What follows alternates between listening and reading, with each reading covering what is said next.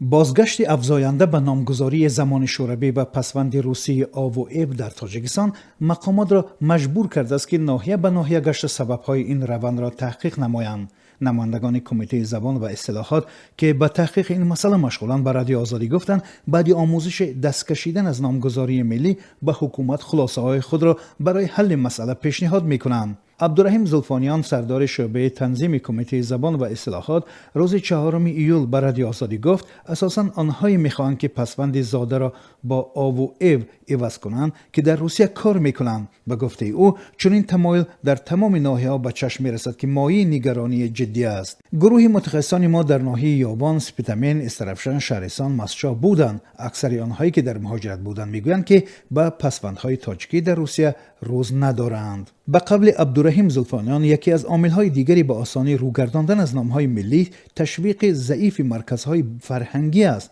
که به گفته او ارزش‌های ملی را به مردم نمی‌فهمانند.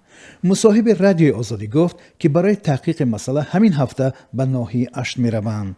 در پایتخت در شهر دوشنبه هم عین تمایل مشاهده می شود و آن را مقامات اداری ثبت اسناد تایید می کنند. بازگشت به پسوندهای روسی اساساً در بین آنهای زیاد بوده است که در روسیه به مهاجرت کاری مشغولند، ولی عین زمان تعدادی هم هستند که از حالا فرزندانشان را به شیوه روسی نام می‌گذارند تا در روسیه به دردسر گرفتار نشوند.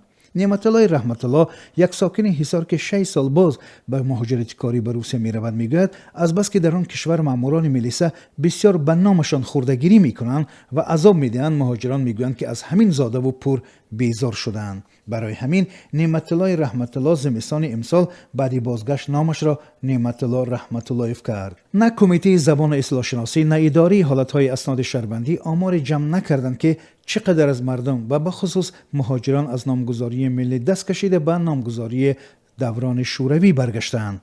به نظر تحلیلگران سبب اصلی افزایش پسوند روسی به مهم ندانستن ارزش‌های ملی، نیازهای اقتصادی و مشکلات اجتماعی است که مردم دارند. به گفته آنها خانواده‌هایی که فقط از حساب مهاجرت کاری روز میبرند نمیخوان از یک لقمه نانی که آنجا به دست میارند محروم شوند.